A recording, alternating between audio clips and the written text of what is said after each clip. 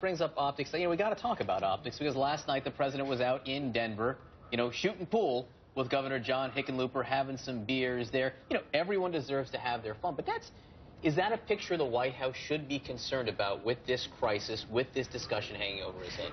Look, on the one hand, we could have a conversation about sort of every little optical moment and choice that this White House has made, not all of which I would necessarily agree with, but I do think it's fascinating that they do seem to be held to this sort of ridiculously higher standard of, oh, well, he's only supposed to do one thing at one time when there's always crises, there's always problems, and he has to juggle a lot of balls at the same time.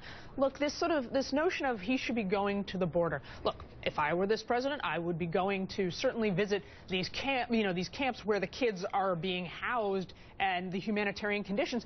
But the reason to not visit the border is very obvious to me. This is not a border crisis. These kids are coming to the border. They're getting stopped. The border's working. Republicans are trying to turn this into a narrative of, oh, the border isn't working, right? We have a crisis. The immigration policies aren't working. These kids, this uptick in kids coming from all over the place, to all kinds of countries from Central America, has been happening since long before the president started giving immigration access to that it isn't working. It's true.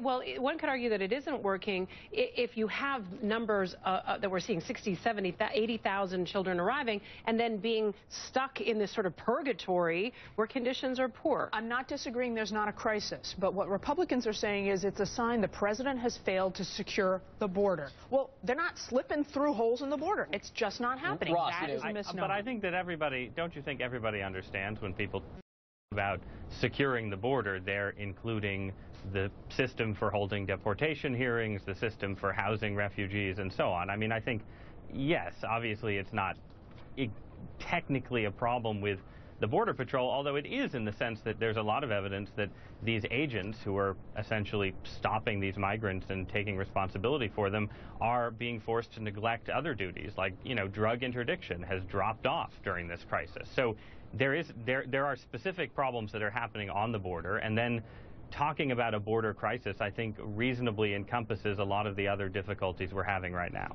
Where you place